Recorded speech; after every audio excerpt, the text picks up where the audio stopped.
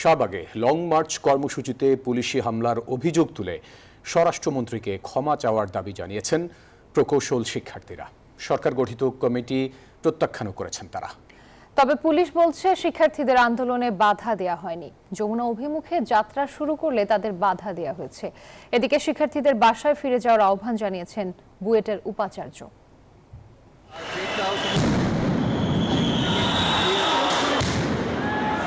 প্রকৌশল বিশ্ববিদ্যালয়ের আন্দোলন অবশেষে সাউন্ড গ্রেনেড আর জল কামান পর্যন্ত গিয়েছে। শিক্ষার্থীরা শাহবাগের অবস্থান থেকে প্রধান উপদেষ্টার বাসভবন যমুনার দিকে অগ্রসর হওয়ার চেষ্টা করলে পুলিশের বাধার মুখে পড়েন। এক পর্যায়ে শিক্ষার্থীদের ছত্রভঙ্গ করার চেষ্টা করে পুলিশ। শুরু হয় ধাওয়া পাল্টা ধাওয়া। পরিস্থিতি নিয়ন্ত্রণে পুলিশ লাঠিচার্জ করে, নিক্ষেপ করা হয় সাউন্ড গ্রেনেড, জল কামানো দাগা হয়। ধাওয়া পাল্টা ধাওয়ার এক পর্যায়ে হোটেল ইন্টারকন্টিনেন্টাল ও শাহবাগ মোড় ঘিরে অবস্থান নেন শিক্ষার্থীরা।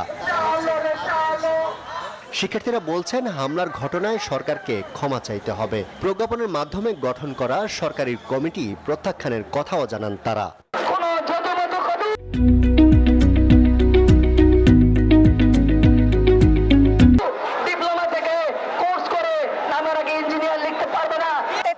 কোটা আছে যারা হচ্ছে 10 গ্রেডে, ওরা যাতে 9 গ্রেডে প্রমোশন নিয়ে যেতে পারে, কিন্তু আমরা ওটা চাই না। ওখানে শুধু বিসিএস যারা, খালি তারাই যাতে, বিএসসি যারা তারাই যাতে ওখানে যেতে পারে। 6 মাস ধরে আমাদের 3 দাবির পক্ষে সরকারের পক্ষ থেকে কোনো পজিটিভ রেসপন্স না পাওয়ার পরে আমরা কিন্তু খুব সহজ 2টা দাবি নিয়ে শাহবাগে এসেছি।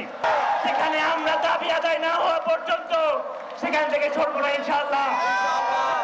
এদিকে রমনা ডিসি বলেন, আন্দোলনে বাধা দেয়া হয়নি, কিন্তু যমুনার দিকে অগ্রসর হওয়ার চেষ্টা করলে আটকে দেয়া হয় শিক্ষার্থীদের।